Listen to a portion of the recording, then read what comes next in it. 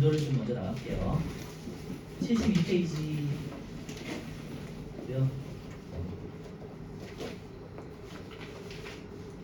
이거는 자기에 관해서 배울 건데요. 전류가 만든 자기장인데 자기라는 거는 보통 이제 우리 자석에서 나오는 거를 말해요. 자석에서 나오는 힘은 자기력이라고 하고 자석 주변에서는 자기장이 형성되잖아요. 그래서 여러분들 뭐 철가루 같은 거 뿌려보면은 일정한 방향으로 해서 이렇게 선들이 이어지는 걸 혹시 본 적 있지? 그치? 본 적 있니? 근데 마찬가지로 전류에도 자기력이 형성되거든요. 그래서 일반적으로 우리가 전류가 그러면은 자석 같은 걸 두면요, 자석이 이렇게 일정한 방향으로 이렇게 이동을 해요. 자석의 힘을 가지고 있다고 생각하시면 돼요. 전기 자체가. 왜냐하면은 전기 자체가 전자의 흐름이다 보니까 일정한 방향으로 이동을 하잖아요. 마찬가지로 자기력이 형성이 되게 돼요. 어쨌든. 그래서 자기장이라는 건요, 자석 주위와 같이 자기력이 작용하는 공간. 그래서 장이라는 거는 이게 뭐 어디 공간 같은 걸 말해요. 자기장 그러면은 자기력이 작용하는 공간이라고 생각해 주시면 되고요. 방향이라는 밑줄 한번 할게요. 자석이랑 똑같아요. 나침반의 방향, 나침반 자침의 N극이 가리키는 방향이다 주시면 되고요. 그래서 자기력이라는 거는 N극에서 S극으로 이동할 거예요. 그래서 밑에 이제 자석도 있는데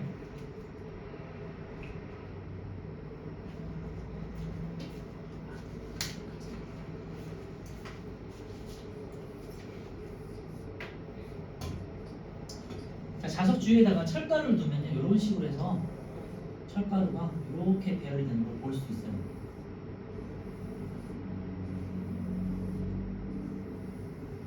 철가루 자체가 몸에 안 좋다 보니까 이제 실험을 요즘 잘 안 하는 것 같긴 한데, 보통 이제 자기력이라는 거는 N극에서 나와서 S극으로 들어간다고 하거든요. 그래서 이렇게 N극에서 나와서 S극으로 들어간다. 이런 식으로 이제 화살표 방향을 잡아주시면 되고요.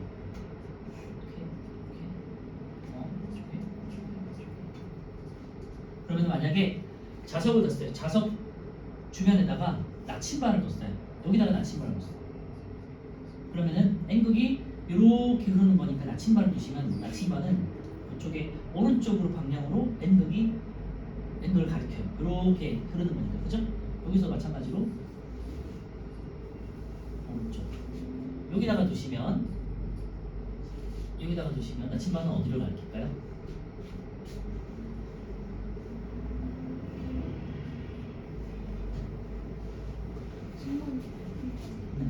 이쪽에서는 이렇게 나가는 방향이다 보니까 요 왼쪽을 가리키게 되고요. 이쪽에서도 마찬가지로 S극이 이쪽이니까 이렇게 들어가잖아요. 그래서 이렇게 해서 이런 식으로 나침반이 형성된다라고 생각해 주시면 돼요.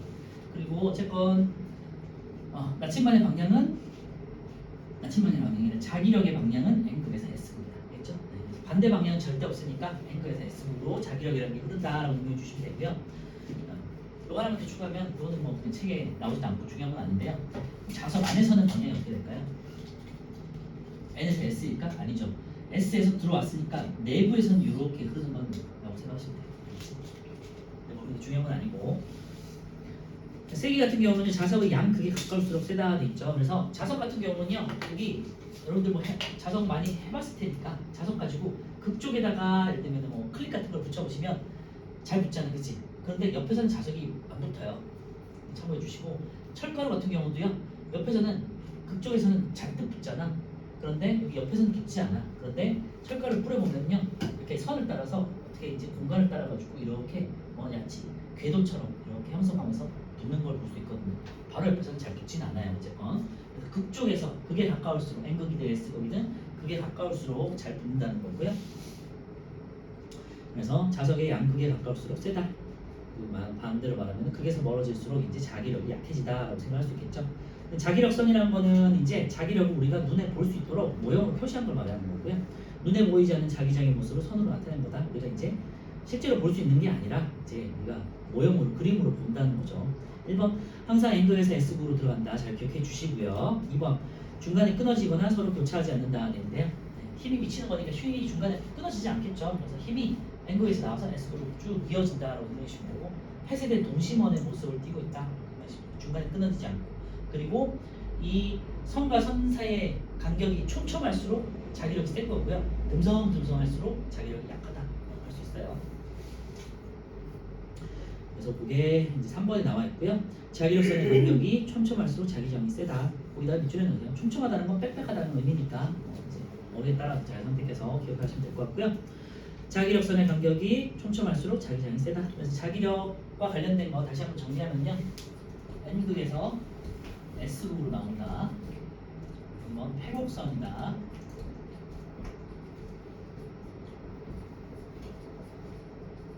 자기력이라는 것은 자석의 힘에서 나오는 걸 말해요. 자석에서 나오는 힘이라고 생각하시면 되고요.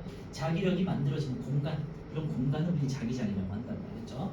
그리고 N극에서 S극으로 나오고 폐곡선이라는 것은 닫혀있는, 막혀있는, 끊어지지 않는 그래서 회로라고 생각하시면 되고, 세 번째, 그 다음에 촘촘할수록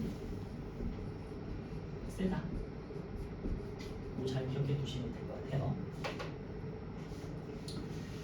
그래서 요거는 이제 자석에 대한 내용이고요. 하나만 더 추가하자. 그러면은 자석 하나에 대한 거잖아요. 자석을 두 개를 뒀어요.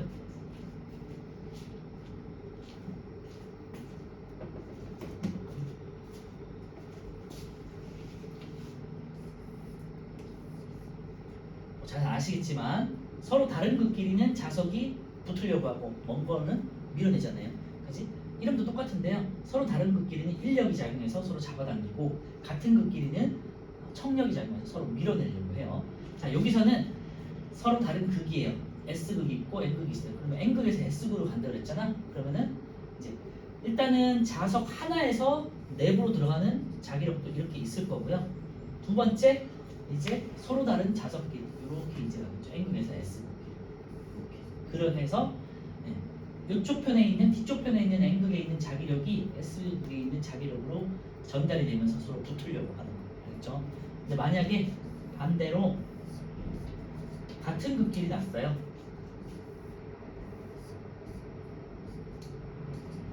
자, 다른 극이 있을 때는 이렇게 이제 형성이 돼요. 붙으려고. 그러니까 여기가 끊어지지 않겠지. 그런데 같은 극끼리 있으면요. 얘는 N극에서 S극으로, N극에서 S극. 얘도 N극에서 S극으로, N극에서 S극으로. 서로 여기 만나지 않는 공간이 생기겠죠. 그죠? 그래서 같은 극끼리는 이제 서로 이어진다. 다시 다른 극끼리는 서로 이어진다. 같은 극끼리는 떨어져 있다. 알겠죠? 이거는 충분히 생각해 볼 수 있는 거겠지? 거기 이제 오른쪽에 나와 있어요. 플러스 강의 1번에 보시면 막대 자석의 두 극 사이에 작용하는 힘과 자기력선 해가지고요. 위에 같은 극끼리에서는 이제 천력이 작용하는 게 나와 있고 서로 밀어내는 힘이다 보니까 이제 서로 간에 이제 멀어지는 방향, 그지?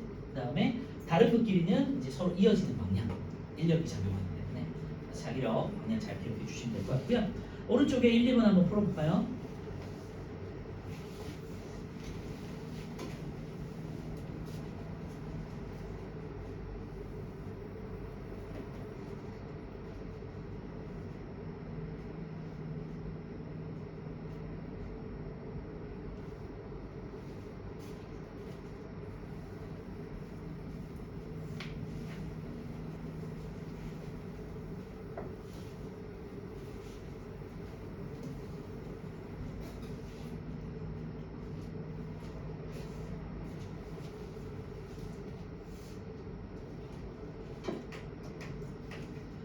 자, 1번 자기장은 자석 주위에만 생긴다 냈는데요. 주위에만 생기는 건 아니고 먼 방향에서도 생기긴 해요. 자기력이 닿는 공간에서는 다 이제 작용하겠죠. 닿는 범위까지. 2번 자기장의 방향은 지점에 놓인 나침반 자침의 N극이 가리키는 방향이다 되겠고요. 이거 잘 기억해 두시고 3번 자기장은 위치에 관계없이 항상 일정한 세기가 아니라 가까울수록 크다. 그리고 극에 가까울수록 크다. 맞죠? 자, 2번을 딱 보시니까 서로 간에 멀어지고 있는 거잖아요. 만나지 않고. 그러니까 같은 극일 거예요. 가는 자석의 그리고 방향이 들어오는 쪽이잖아. 들어오는 쪽이니까 S극이 되겠지. S극, S극이 되겠고요. 같은 극이니까 청력이 작용한다. 이렇게 이제 체크해 주시면 되고요. 그래서 자기력에 대해서 간단하게 알아봤고 자기력에 대해서 알아본 이유는 이제 전류가 흐르는 도선에서도 이런 자기장이 형성이 되거든요. 자석의 힘처럼 일종의 자석 같은 자기장이 생기게 돼요. 그거에 대해서 한번 알아볼게요. 이제 3번 직선 도선과 원형 도선 주위의 자기장인데요. 우리가 일반적인 회로도에서 직선 전선을 생각하시면 돼요. 직선 전선이나 직선 도선을 생각해 보시면 되고요. 이것만 잘 기억합시다. 오른손 법칙이라고 해가지고 이렇게 한번 잡아보시고요. 자, 엄지 손가락이 전류의 방향이에요. 전류가 흐르는 방향. 전류는 플러스에서 마이너스다. 그지? 정리해볼게요. 전류는 플러스 극에서 마이너스 극으로 흐르는 거야. 그래서 자, 엄지손가락을 들으시고 엄지손가락 방향이 플러스에서 마이너스 전류가 흐르는 방향이에요. 알겠죠? 잡으시면 되고 요렇게 감싸는 전선 같은 거 생각해 보시면 요거는 이제 입체적인 거니까 이렇게 감쌀 수 있겠지. 그지?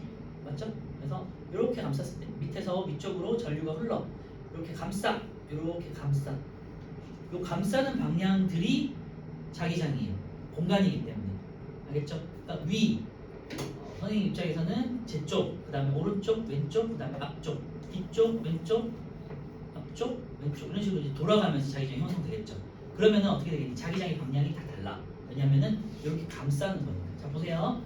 자 얘가 도선이야. 도선의 뒤쪽 면에서는 이렇게 나가는 거야. 그지? 그죠? 이렇게 가는 거야. 그러니까 나침반을 넣었을 때 이쪽을 가리켜요. 그런데 이렇게 감싸. 그럼 이쪽 편에, 오른쪽 편에 제 입장에서 오른쪽 편에서는 나침반이 어떻게 되겠니? 이렇게 들어가는 방향이 되겠죠. 그죠? 그 다음에 요 도선의 앞쪽에서는 어떻게 되겠니? 이렇게 되겠지.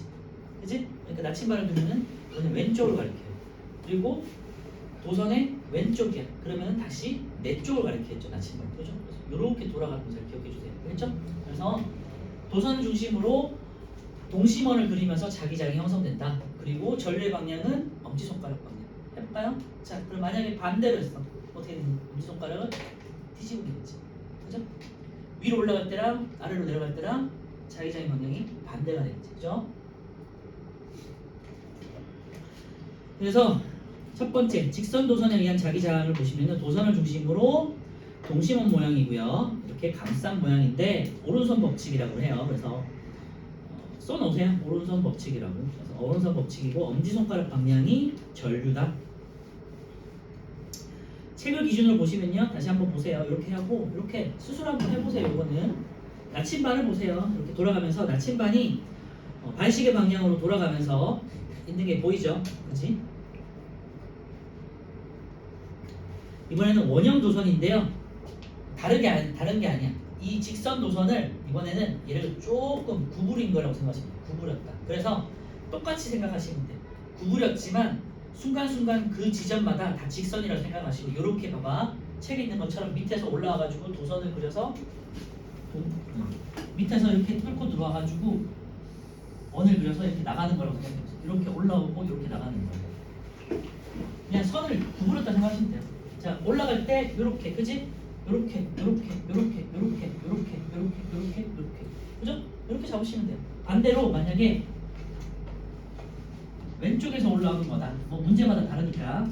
그리고 아래쪽으로 오른쪽으로 내려간다. 그러면 이렇게 잡으시면 돼요. 이렇게. 오케이? 그래서 어렵지 않아요. 오른손만 잘 생각해 주시고 오른손 법칙에서 엄지손가락이 전류의 방향이다. 이것만 잘 기억해 주시면 돼요. 나머지 네 손가락은 자기장의 방향이다. 그래서 거기다 밑줄할게요. 아래쪽에 오른손의 엄지손가락을 전류의 방향 거기다가 밑줄해 놓으시고 나머지 네 손가락은 도선을 감아지고 네 손가락이 가르칠 방향은 자기장의 방향.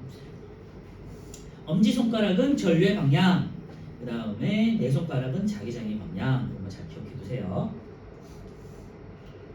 세기에다가 밑줄할게요. 전류의 세기가 셀수록 도선에 가까울수록 세다.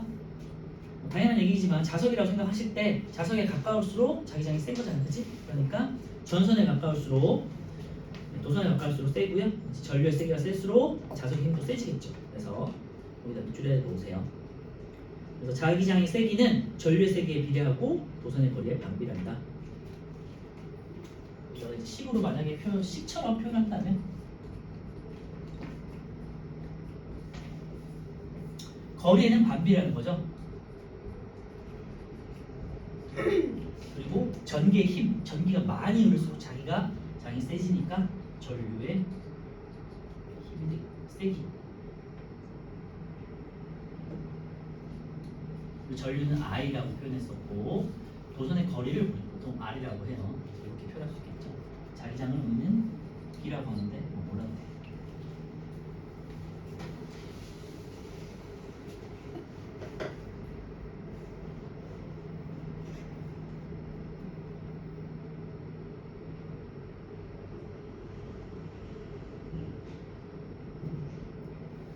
자, 그 오른쪽에 3번 한번 풀어보세요. 방금 했던 거 생각해 보시면서.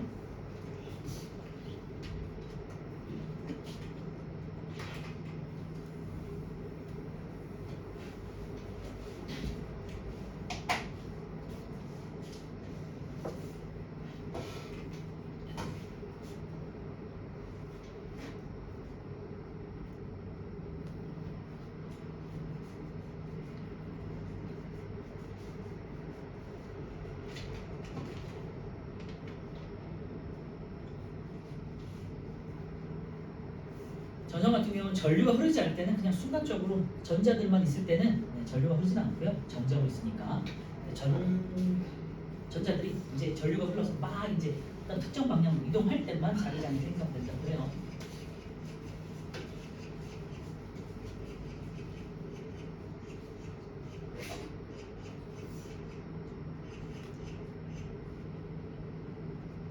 이런 식으로 전기적인 성질과 자기적인 성질을 같이 가지고 있는 걸 전자기파라고 하고, 전자기파의 대표적인 게 빛이에요.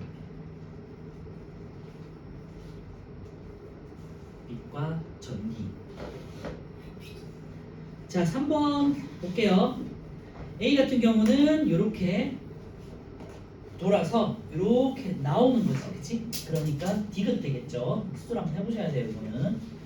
그리고 B 같은 경우는요, 이렇게 돌아서 제 입장에서 이렇게 이쪽 방향, 왼쪽에서 오른쪽으로 흐르는 방향이 되겠지. 그래서 니은 되겠죠.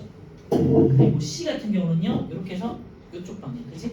그러니까 기역이 되겠죠.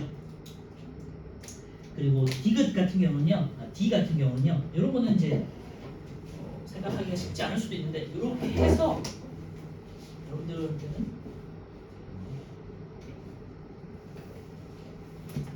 자, 이렇게 보시면요, 이렇게 감싸는 거죠. 이렇게 감싸서 밑에서 이렇게 나오는 거지, 그치? 이렇게 나오는 거예요, 이렇게. 그래서 D 같은 경우는요, 디귿이 되겠죠. 책에서 나오는 막 이해돼요? 이렇게 감싸서 이렇게, 알겠지? 그래서 요거 공간적인 거 잘 한번 생각해보세요. 좀 여러분들 아직은 이제 공간관념이 좀 아직은 완전하게 잡혀 있지 않은 때라서 공간적인 거 잘 한번 생각해 보셔야 돼요. 연습 많이 해야 돼, 여러분들. 그래서 지금 방금은 도선에서의 일반적인 도선에서의 자기장의 방향을 생각하셨고, 왼손 아니고 오른손의 법칙이고, 엄지손가락이 전류, 나머지 네 손가락은 자기장의 방향. 근데 자기장이라는 거는 공간이기 때문에 입체적으로 이렇게 돌아갈 수 있지, 그치? 생각해 주시면 돼요. 선생님, 네. 왼손 왜 오른손이에요? 왼손이에요? 과학자들이 이제 방향을 찾아보니까 왼손이 아니라 오른손인 걸 찾아낸 거지, 그치? 이따가 뒤에 가면 또 오른손의 법칙이 또 나오긴 하는데, 그걸 응용한 게 왼손 법칙이 또 있긴 하거든요. 저는 이제 중학교 때 안 배운 거지만 말씀드릴 거예요. 4번에 이제 코일 주위의 자기장이 있는데요. 이번에는 코일이라는 건요, 전선을 이렇게 꼬았다고 생각하시면 돼요. 이렇게 알지? 스프링처럼 이렇게 꼬았다고 생각하시면 돼요. 그러면은 무슨 의미냐? 자기장이 똑같이 이제 직선처럼 돼 있는 거를 꼬았다고 생각하시면 돼요. 그죠? 이렇게 꼬았어. 이때는 자기장이 어떻게 생긴지 볼 건데요. 이것도 마찬가지로 오른손의 법칙인데, 이번에는 반대로 코일이라는 건 이렇게 돌아가는 거잖아, 스프링처럼. 그지? 돌아가니까 이번에는 손가락을 어떻게 활용하냐면 이렇게 감싸는 거를 전류로 할 거야, 코일에서는. 그지? 나머지 네 손가락을 이번엔 전류. 그렇죠? 전류의 방향을 이렇게 감싸는 거야. 그리고 자기장의 방향이 엄지손가락이 돼요. 그래서 이렇게 만약에 봐봐요. 이렇게 이쪽으로 들어와가지고 선을 꼬았어. 이렇게. 이런 식으로. 그래서 전류가 이렇게 들어가고 이렇게 나오는 거예요. 근데 이번에는 덮는 방향이 이렇게, 이쪽에서 바깥쪽에서 안쪽으로 이렇게 덮는 거야. 이렇게 덮는 거야. 그래서 그림을 잘 보시고 판단을 잘 하셔야 돼요. 만약에 이렇게 덮는 거예요. 그러면은 이렇게 이제 전류를 감싸고, 그 다음에 나머지 엄지손가락이 자기장의 방향이에요. 이쪽이 N극입니다. 이쪽이 S. 일종의 자석처럼. 근데 만약에 얘가 전류가 반대로 할게요. 그냥 이렇게 흘러요. 그러면은 이렇게 감싸는 거예요. 이렇게 만약에, 그지? 그러면은 안쪽에서 바깥쪽 나오는 방향이다. 이렇게 하시면 이렇게 잡는 거예요. 이렇게 잡고 이쪽 방향이 N극이 되겠죠. 그죠? 그래서 자, 도성 같은 경우는 엄지손가락이 전류의 방향이 되겠고요. 네, 일반적인 직선이라든지 원형이라든지 도성 같은 경우는 엄지손가락이 전류의 방향이 되고 이렇게 꼬여있는 호일 같은 경우는 도선을 꼬았다고 생각하시면 돼요. 그래서 꼬여있으니까 꼬여있는 방향으로 이번에는 내 손가락을 전류로 잡고 나머지 엄지손가락이 자기장에 됩니다. 그렇죠? 자, 코일 주위의 자기장을 보시면요. 내부는 이제 직선이고요. 외부는 막대 자석이 만드는 자기장과 비슷한 모양이다 돼 있는데 네, 당연히 아까 전에 자석 생각하시면 돼요. 내부에서는 이렇게 이제 자기장이 흐르는 거. 그지? 그리고 자기장이 이렇게 해서 나가는 것처럼 생각하시면 돼요.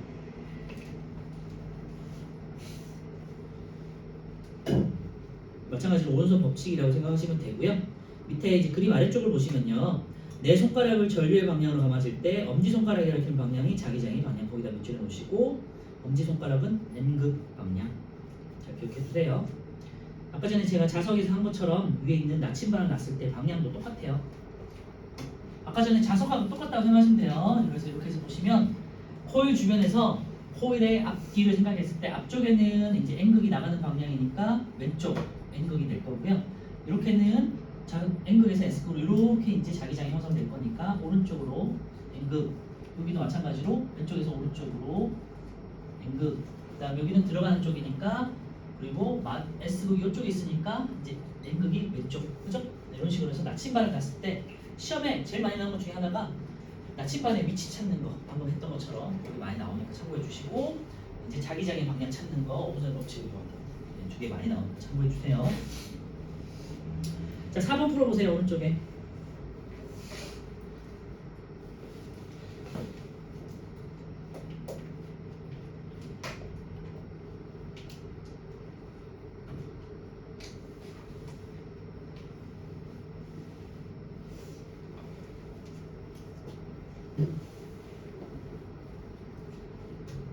그리고 4강이 뭐 잘 아시겠지만 그래도 혹시라도 모를 수 있으니까 북, 남, 동, 서고요.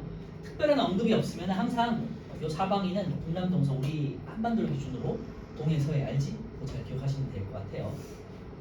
그리고 북남이 동서보다 더 우선하기 때문에 읽을 때도 북남 동서로 읽으시고 만약에 북동이 같이 나있다 그러면 북동, 동북이 아니라 북동이라 읽는 거예요. 남동이라 읽고 동남이 아니라 남동이라고 읽는 거 알겠지? 그건 그냥 상식으로. 근데 왜 저희가 그런 거 쓸 때 하는 거는 동서남북이라고 해요? 그거는 이제 편하니까 읽기가 편하니까 그러면 디귿이 비읍보다는 읽기가 편하잖아요. 원래는 이제 북남 동서가 맞아요. 그리고 안 가르쳐주잖아. 그치? 더? 안 춥니? 괜찮아? 추워 말해요. 아니 오늘 근데 낮에 되면 한 7, 8도씩 가고 오는데 엄청 따뜻해. 자, A는 무슨 쪽일까?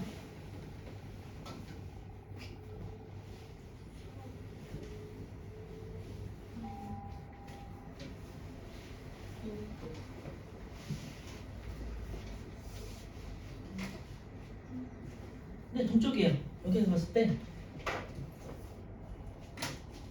이렇게 잡아서 이렇게 나오는 걸로 이제 기억해 주셔야 되고 이쪽이 되겠죠. 그래서 오른쪽, 동쪽이 되겠고요. B 같은 경우는 잘 보셔야 돼. 방향 잘 보시는데 이렇게 감싸서 이렇게 마찬가지로 이렇게 위에서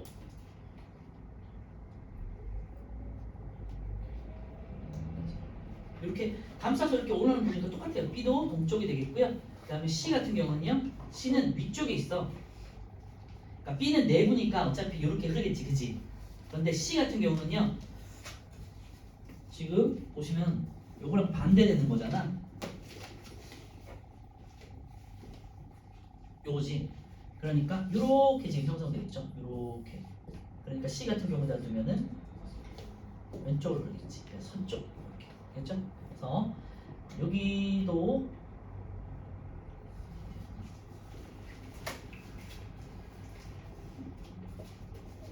여기다 뒀을 때는 오른쪽, 그리고 여기다 뒀을 때도 내부니까 오른쪽, 동쪽이 되겠고요. 바깥쪽에 있을 때는 이렇게 흘러나가는 겁니다. 서쪽 이렇게 찾아주셔야 돼요.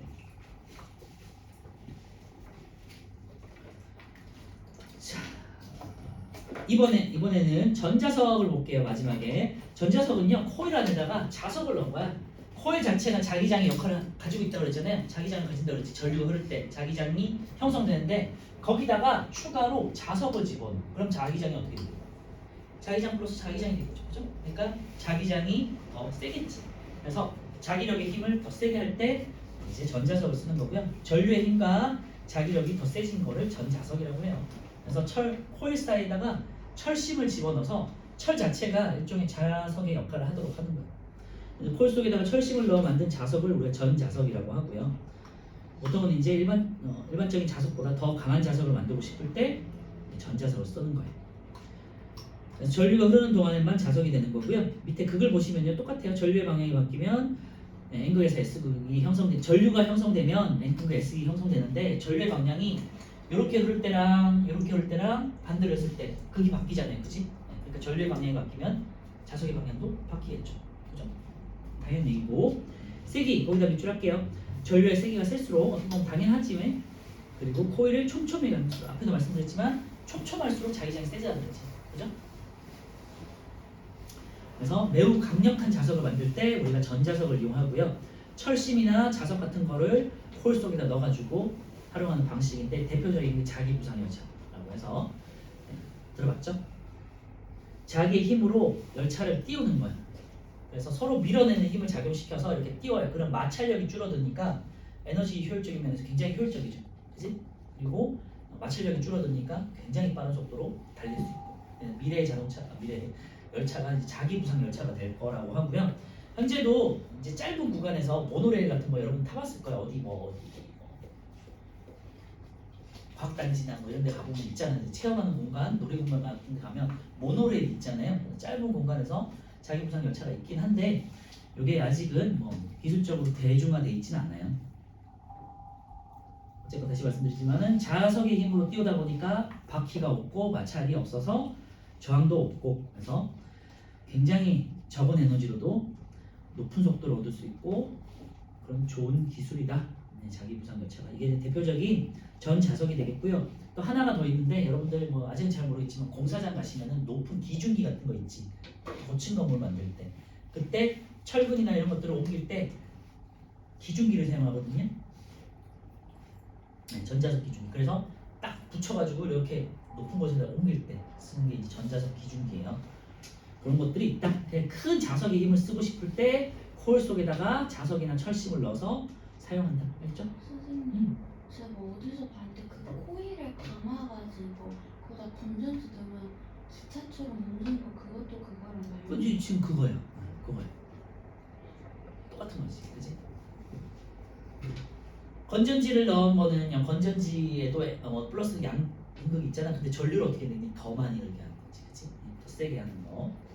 3번 보시면요, 그래 이용 같은 게 아까 말씀드렸던 자기부상 열차라든지 공사장 같은 데 쓰는 이제 특히 고층 건물 공사에 많이 쓰는 전자석 기중기라고 있어요. 기중기는 딱 붙여서 이렇게 높은 곳으로 옮길 때, 이렇게 뭐 공사하는 것도 보시면 대규모 공사하는 거 보시면 높은 공사 할 때 높이 서 있는 뭐 이렇게 트레인 같은 거 있잖아요, 그지? 그게 기중기예요.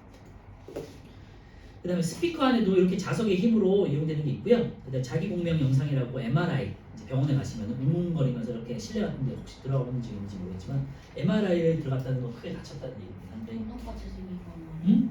도넛같이 생긴 거나. 맞아요. 네.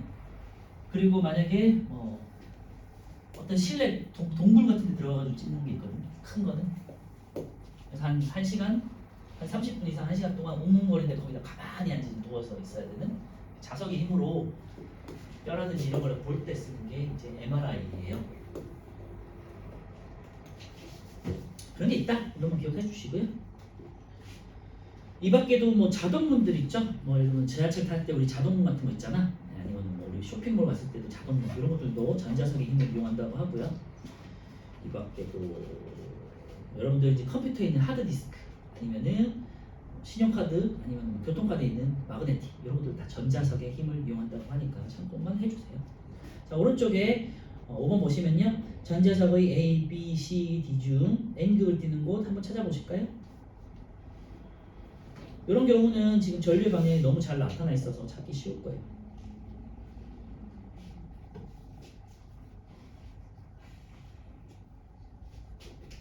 자, 볼게요. 이렇게 감싸서 B 쪽으로 나가니까 B가 N극. 그 다음에 이번에는 이렇게 감싸서 C 쪽이 N극. 그죠? BC. 오른손의 법칙 잘 기억해 주세요.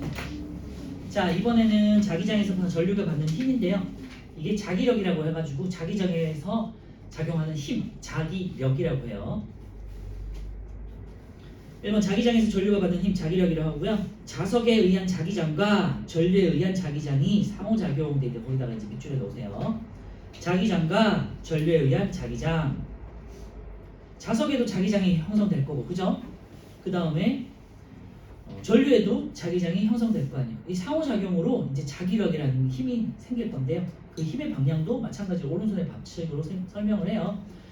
자기장에서 전류가 받는 힘의 방향을 보시면요. 거기다 밑줄할게요. 전류와 자기장의 방향에 각각 수직인 방향 돼 있는데 이렇게 말로 하면 잘 모르고, 자, 이번에는 오른손을 딱 펴 보시고요.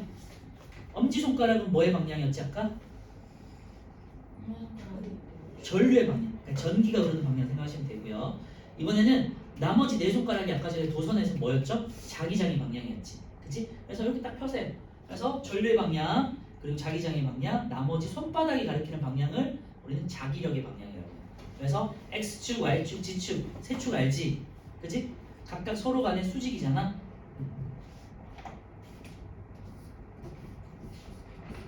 이런 거 보신 적 있을 거예요. X축, Y축, Z축 해서 이제 서로 간에 3차원 공간을 형성하잖아요. 우리 공간을 형성할 때. 그런 것처럼 다시, 자, 엄지손가락이 전류의 방향, 나머지 네 손가락은 자기장의 방향, 그 다음에 손바닥 방향을 자기력의 방향. 알겠죠? 기억해 주시고, 제가 아까 전에 잠깐 말씀드렸는데 왼손의 법칙도 쓸 수 있다고 그랬잖아요. 왼손의 법칙은 요거는 이제 중학교 아니고 고등학교 이후에 배운 건데, 요거는 오른손은 이제 손바닥의 방향이잖아. 이번에는 요렇게 잡는 거야. 요렇게. 똑같아요. 자, 그래서 엄지손가락이 자기력의 방향, 그리고 이번에는 둘째 손가락, 이름 뭐니? 검지? 검지손가락의 방향이 자기장, 그 다음에 여기 중지가 전류의 방향이에요. 그래서 우리가 이 자기력을 포스, 힘을 따가지고 F, 그 다음에 자기장을 아까 전에 B라고 그랬잖아요. 그 다음에 전류를 I잖아. 그래서 FBI 알지? 미국의 FBI 수사기관 있지. 그래서 그거 기억해 주시면 됩니다. FBI 법칙이라고도 해요. 이런 식으로. 그래서 표현 방법을 쓰시면 돼요. 왜냐면 손바닥을 이렇게 뒤집는 건 되게 어렵잖아요. 이렇게, 그지? 그래서 이렇게 그냥 표시하면 3차원으로 되는 거니까 나중에 혹시라도 생각나시면 한번 해보시고요. 기본적으로 그냥 여러분들은 요걸 생각하세요. 다시, 자, 전류의 방향은 엄지손가락, 자기장 방향은 네 손가락, 그 다음에 손바닥이 가리키는 방향은 자기력의 방향. 그래서 3차원 잘 기억해 두시고요. 야, 이게 무슨 말이지? 라고 생각하시면 이제 그림 볼게요. 힘의 방향 찾는 방법에서 자석, 말굽 자석이라고 해서 U자로 생긴 자석 알죠? 네, 그 말굽 자석 안에다가 이제 도선을 넣었어. 그러면은 자석 사이에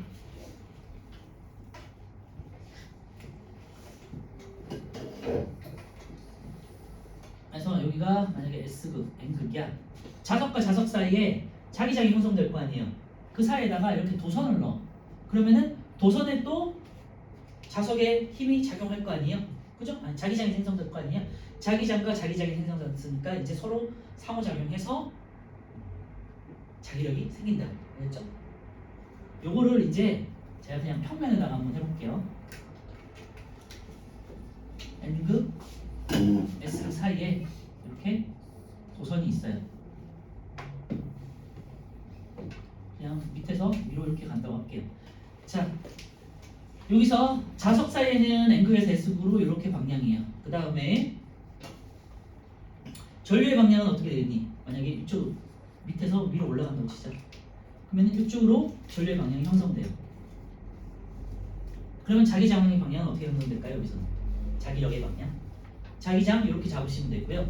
그 다음에 전류의 방향은 엄지손가락이었잖아. 이렇게 잡으면 되겠지. 그치? 그러면은 자기력의 방향은 손바닥 방향이니까 요 안쪽 들어가는 방향으로 이렇게 들어가는 방향으로 어떻게 됩니까? 이렇게 들어가는 방향으로 자기력이 형성된다. 알겠죠? 반대로 전선을 뒤집어 놨어. 이렇게 아래쪽으로. 그리고 N, S야. 그럼 이번에는 어떻게 잡냐? 전류의 방향, 그 다음에 N극에서 S극으로 자기장이 흐르니까 이렇게. 자, 그러면은 이렇게 되겠죠. 그렇지, 이렇게. 그래서 자기력의 방향은 지금 칠판에서 바깥쪽으로 나오는 방향. 이렇게 자기력이 형성된다. 그렇지? 우리 눈에 보이지 않지만 이런 식으로 해서 서로 간에 힘들끼리 상호작용해서 뭔가 힘이 작용하고 있구나라는 거고요. 이 힘이라는 건요, 뭔가를 돌릴 수 있는 힘이 돼. 자기력, 힘이잖아, 그치? 그래서 이 사이에다가 만약에 프로펠러 같은 걸 두면요, 뺑뺑뺑뺑 돌아요. 눈에 보이지 않지?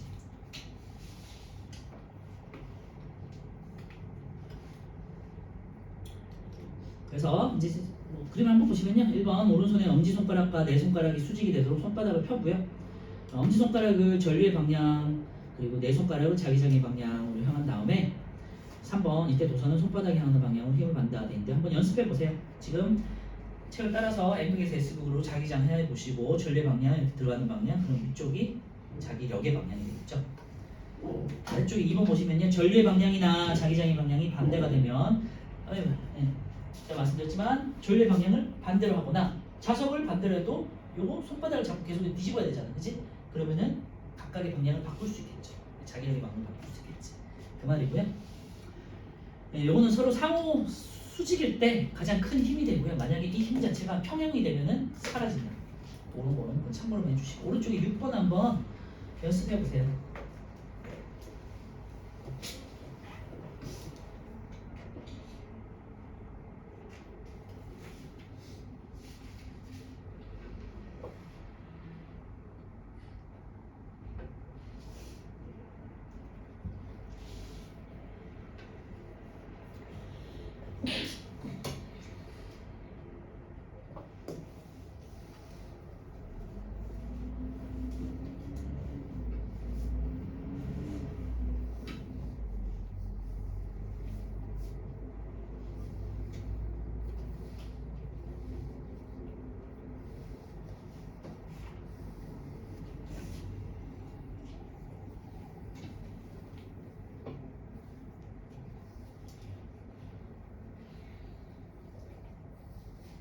자, 1번 보면요, 이번에는 1번은 반대로 NS가 돼 있고 NS가 돼 있고 위로 작용하고 있어요. 위로 이렇게 흐르니까, 자, 전류를 위로 잡으시고 그 다음에 NS에 있죠. 이렇게 돼 있죠. 그러면은 안에서 바깥쪽으로 나오는 방향이 되겠지.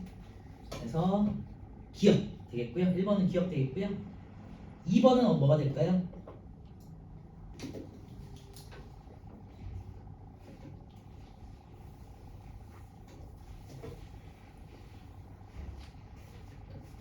뭐가 될까? 뭐가 될까? 그러니까 뭐가 될까? 리을 되고요.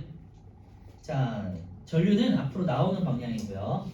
제 기준으로 할게요. 나오는 방향이고, 자기장은 NSS로 이렇게 되는 거지? 이렇게. 그러니까 위쪽으로 되겠죠. 이거 연습을 해야 돼요. 머릿속으로 하면 아직은 여러분들이 다시 말씀드리지만 공간관념이 막 잡혀 있는 시기가 아니라서 연습을 많이 하셔야 돼요. 중학생 정도 되면은 어느 정도 수학도 많이 하니까 도형도 많이 풀어봐서 괜찮은데 초등학생들은 힘들어. 1번은 기억이 되겠고요. 2번은 리얼 되겠어요. 연습해 보세요.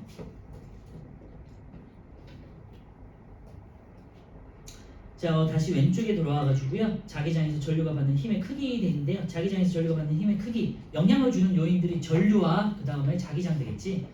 그러니까 전류의 세기가 셀수록 자기력도 커지겠죠.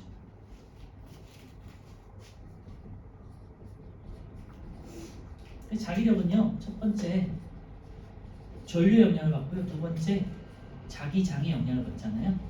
그러니까 전류의 세기가 셀수록 자기력도 세져요. 그리고 자기장이라는 거는 자석의 힘인 거잖아요, 그렇지?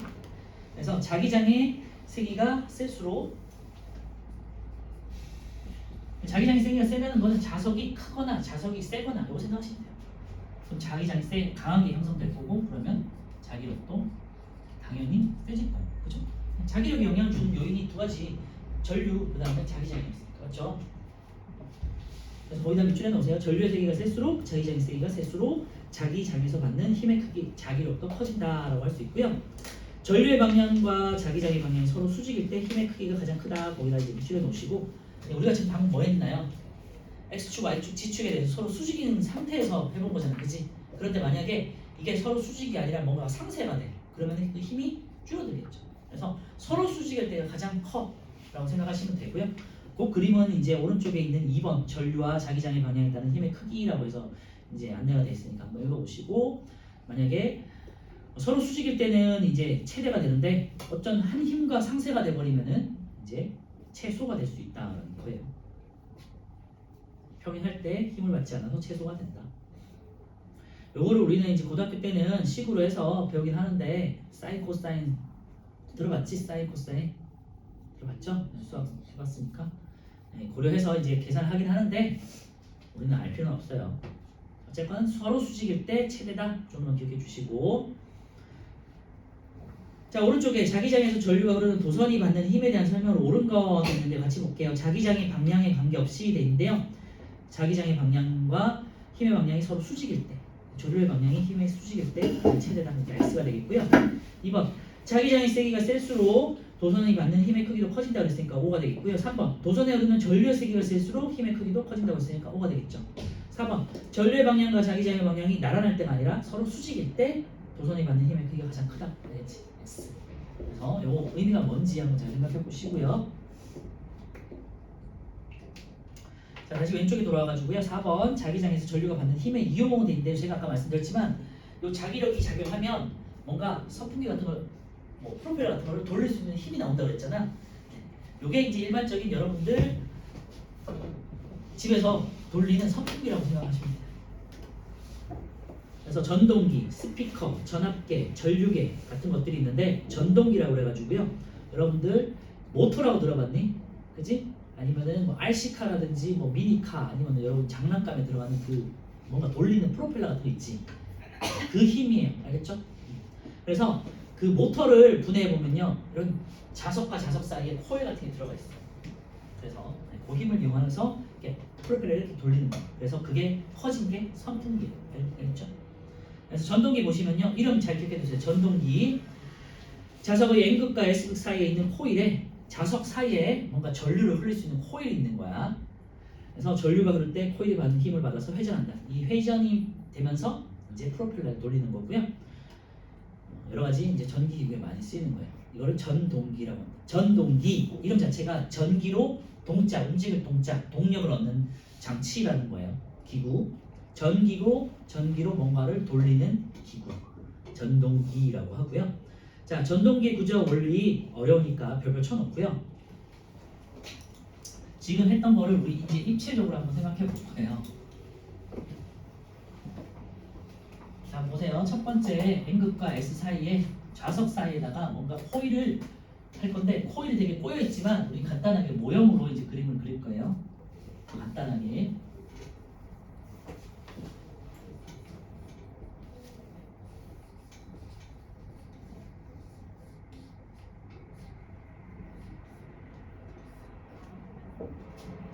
여기 지금 입체적으로 있는 상태라고 생각해 주시고요. 전류가 이렇게 있는다고 생각해요. 지금 첫 번째 A, B, C, D에서 전류가 D, C, B, A로 흐르는 거예요.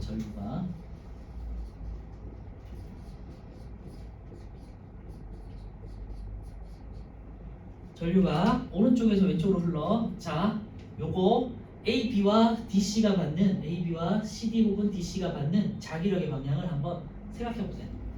책 안 보고.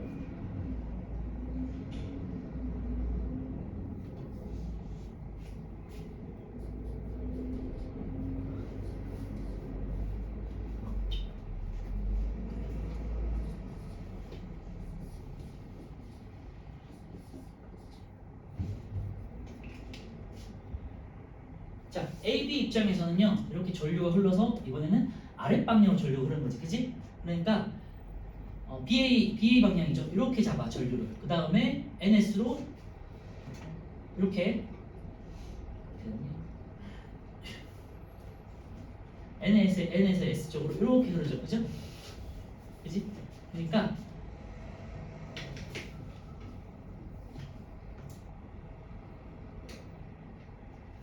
이렇게 지금 얘를 입체예요, 입체. 이렇게 들어가가지고 전류가 이렇게 들어와서 이렇게 해서 나가는 거야. 이렇게 알겠죠? 이렇게 나가는 거야. 이렇게. 그러니까 이렇게 되고 전류는 이렇게 되고, 그지? AB야 지금 AB 이렇게 나가고, 그 다음에 자기장은 NSS 쪽 이렇게 되겠죠. 그러면은 손바닥의 방향이 여기 작용하는 힘이라고 그랬지. 자기장의 방향이 그랬죠. 어떻게 돼? 위쪽 방향이지, 그지? 위쪽. 그럼 CD는 어떻게 되겠니? AB는 여기 위쪽 방향의 자기력을 받아요. CD는 이렇게 전류가 들어가는 거죠. 이쪽 들어가는 거야, 들어가는 거. 들어가고 N에서 S 쪽으로 이렇게 자기장이 흘러. 그러면은 자기력의 방향은 아랫 방향이지, 그지? 손바닥 방향 아랫 방향, 그죠? 그래서 아래죠. 그럼 어떻게 되겠니? 이쪽으로 보면. 그러면은 얘가 힘을 받아서 자석과 전류의 힘 상호작용에 의해서 얘가 갑자기 이렇게 회전을 해. 이렇게 어느 방향으로? AB는 위쪽으로, CD는 아래쪽으로, 그치? 시계 방향으로 이렇게 회전을 해요. 시계 방향. 그래서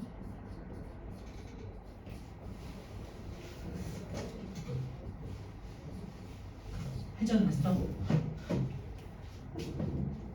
그런데 얘가 만약에 계속해서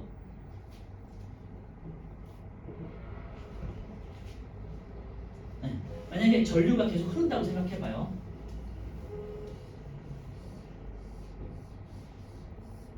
그래서 얘가 해서 이렇게 돌아갔어. 이렇게 돌아간 거야 지금, 그지? 그래서 A, B가 시계 방향으로 돌아서 이쪽으로 왔어. A, B. 그 다음에 이쪽으로 와서 C, D가 됐어. 한 바퀴 돈 거야. 그리고 전류는 어떻게 흐른다? 계속해서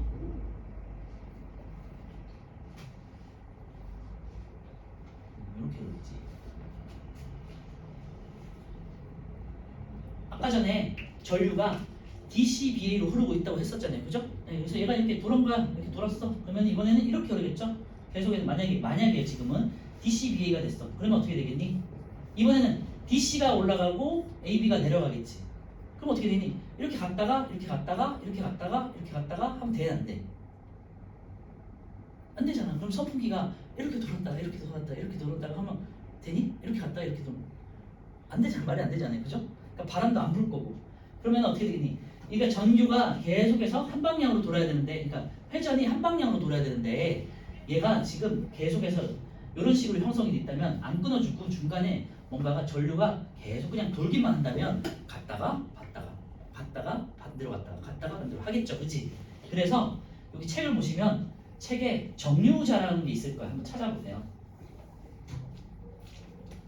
두 번째 그림에 정류자가 있죠. 거기다가 이제 동그라미 쳐놓고요. 여기다가 이 회로를 끊어주게끔 가운데 빈 공간이 있는 어떤 동그란 물체 같은 걸 장치를 둬요. 이제 전류를 한번 끊어주는 역할을 하는 거야. 그게 정류자예요. 그래서 정류자가 굉장히 작은 부품이긴 한데 큰 역할을 해요.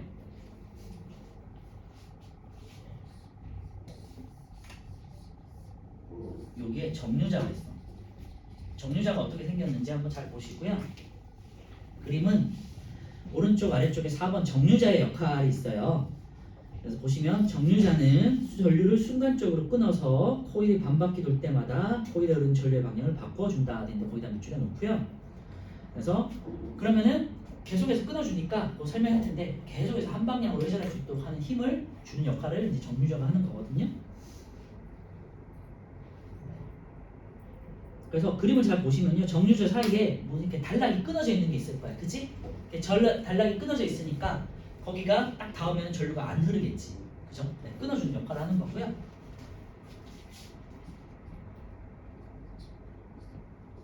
그래서 정류자가 있어. 그래서 전류를 계속해서 한 방향으로만 흘러주게 이렇게 만들어주는 거예요. 끊어줘서.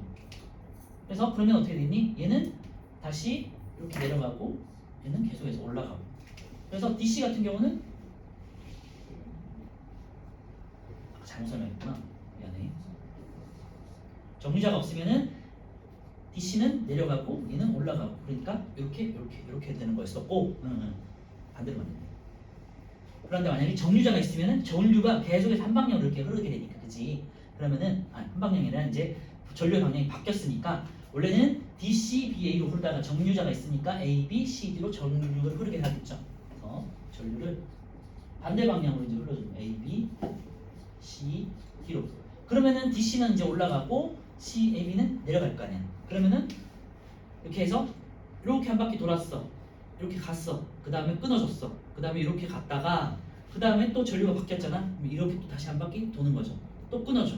또 계속해서 이렇게 돌죠. 이게 연속으로 해주면은 선풍기처럼 계속해서 이제 회전 방향이 생기게 되는 거지, 그렇지? 그래서 이번에는 CD가 윗방향이고 AB가 아랫방향. 그래서 계속해서 시계 방향으로 회전할 수 있게 되는 거예요. 이해되네요? 제가 아까 전에 잘못 알려주고 헷갈렸을 수도 있겠다. 자, 그림을 다시 한번 볼게요. 전동기의 구조와 원리 중요하니까 잘 참고해 두시고, 어쨌건 중요한 건요, 한 방향으로 회전을 계속해서 주기 위해서 정류자가 전류의 흐름을 한번 끊어준다. 그게 포인트예요. 자, 그림을 한번 보시면요, 첫 번째 그림에서 정류자가 있고 힘이 방향이 AB는 위쪽으로 CD는 아래쪽으로 작용하잖아요, 그죠? 잘 보시고, 그 다음에 아래쪽 보시면요, 정류자가 이제 전류를 한번 끊어준 거야. 그 다음에 A, B, C, D로 해서 이렇게 수직으로 딱 섰지, 그치? 그 다음에 전류의 흐름이 바뀐 거야. 그리고 세 번째 그림이요, 전류가 A, B, C도 흐르면서 CD는 위로, 그 다음에 AB는 아래쪽으로 되면서 계속해서 이제 회전이 계속해서 이제 오른쪽 방향, 시계 방향으로 갈 수 있다는 거고요. 그리고 마찬가지로 N극하고 S극을 바꿔. 그럼 어떻게 되지? 이번엔 반시계 방향으로 계속해서 돌릴 수 있겠죠, 그죠? 그래서 전동기 장점은 내가 그걸 바꿔주면은 이제 자기적인 방향도 바꿔줄 수 있으니까 회전 방향을 계속해서 바꿀 수도 있다라는 거게 되겠죠. 그래서 정류자의 역할은 전류의 흐름을 끊어서 회전 방향을 계속해서 지속적으로 갈 수 있게 해주는 역할을 한다라는 거 중요하니까 참고해 주시고요. 두 번째 그림 오른쪽에 보면요, 파란 박스 있죠. 거기 한번 볼게요. 이 코일이 회전해서 자기장의 방향과 수직이 되는 순간에 정류자의 코일에 전류가 끊어지지 않는다, 흐르지 않는다 돼 있고 끊어주니까. 그 다음에 여기서 이제 코일 같은 경우는요, 관성 때문에 계속 같은 방향으로 회전한다 돼 있죠. 수직으로 딱 썼어. 그 다음에 이제 오른쪽으로 넘어가. 왜? 운동하던 물체는 계속해서 운동하려는 관성의 성질이 있잖아, 그렇지? 쭉 가가지고 가운데 수직일 때 한번 선 다음에 오른쪽으로 쭉 넘어가겠지. 넘어가가지고 전류의 흐름이 바뀌었으니까 또 다시 계속 흐른다고. 알겠죠? 관성이라는 힘이 작용한다 정도만 참고해 주시면 되고요. 오른쪽에 8번, 9번만 풀어보고 이제 시작.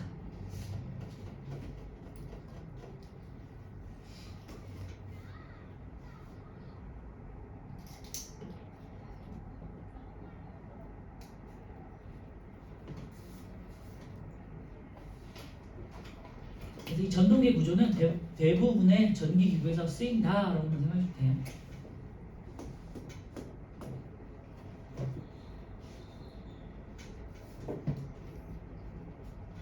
팔 번 같은 경우는 지금 전류의 방향이 여기 그렸던 거랑 반대 방향이에요.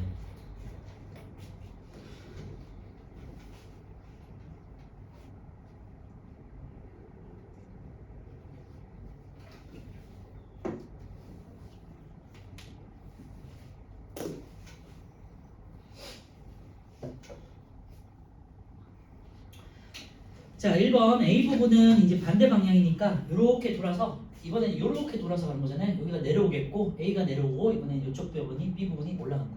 이번엔 반시계 방향의 회전이 되겠지. 그래서 1번에 O고요. 2번에 S. B는 이제 위쪽 방향이고요. 3번 코일은 니은 방향 돼 있는데요. 니은이 반시계니까 맞죠? 4번 자기력이 센 자석을 사용하면 코일의 회전은 속력이 느려지는 게 아니라 빨라져요. X가 되겠고요. 5번 코일의 흐르는 전류의 세기가 달라지면 코일이 회전하는 방향이 달라진다 돼 있는데요. 세기가 달라지면 코일의 회전은 속력이 빨라지는 거지 방향은 달라지는 건 아니죠. 방향을 다르게 하려면 전류의 흐름을 반대로 하거나 자석의 극을 바꾸거나. 알겠죠? 그래서 요것만 한번 추가로 한번 써주세요.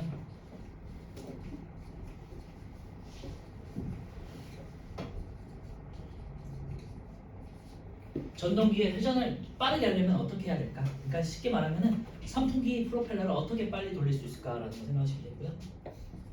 당연한 얘기지만 1단보다는 2단, 2단보다는 3단 전류 세기를 세게 하면 되겠지.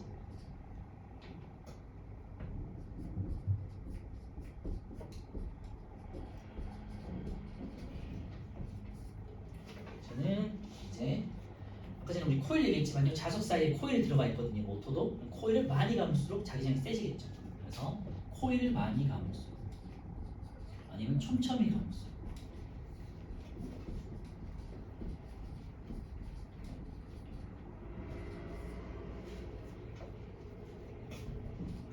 그리고 자기장을 세게 하기 위해서는 강한 자석을 써야겠죠.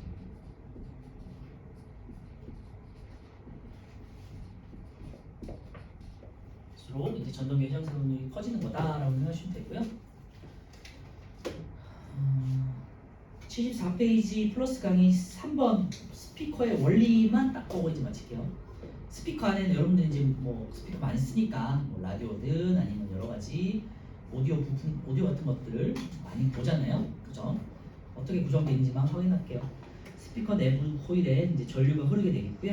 코일이 자석에 의한 자기장의 영향으로 힘을 받아서 앞뒤 방향으로 이렇게 흔들어주면서 진동을 형성하거든요. 그래서 스피커에서 나는 소리는 진동 때문에 나는 거다라고 생각해 주시면 돼요. 진동판이 이제 떨림을 감지해가지고 소리를 증폭시킨다라고 생각하시면 됩니다. 그래서 그 안에 보시면 뭐 연구 자석이라든지 코일이라든지 이런 게 다 들어가 있구나. 일종의 모터 같은 역할을 하는구나 라고 생각하시면 되고요. 집에 혹시라도 노는 뭐 오디오, 라디오 같은 게 있으면 한번 분해해 보시면 이런 식으로 큰 강한 자석이 들어있거든요. 그냥 부모님한테 혼나는데. 고장난 거 있으면. 그래서 자석이 되게 센 자석이 들어있어요. 찾아보세요. 여기까지 하고 10분 마실게요. 12분이니까 22분, 23분까지 쉴게요. 저런 거 진짜 버리지 않았을까요?